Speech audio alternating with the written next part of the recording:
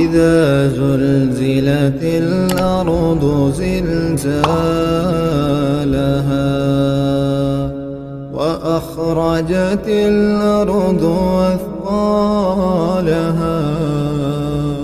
وقال الإنسان ما لها يومئذ تحدث أخبارها بأن ربك أوحى لها يومئذ يصدر الناس أشتاتا ليروا أعمالهم فمن